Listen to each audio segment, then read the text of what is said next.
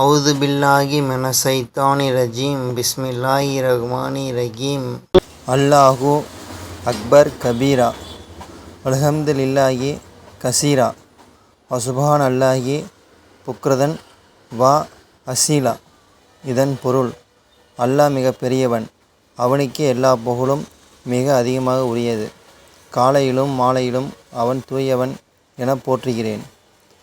சிறப்பு ஹதீஸ் ஆதாரம்: நபிகள் நாயகம் ஸல்லல்லாஹு அலைஹி வஸல்லம் அவர்களுடன் சஹாபாக்கள் தொழுகையில் இருந்தபோது ஒரு நபித்தோழர் இந்த வார்த்தைகளை கூறினர்.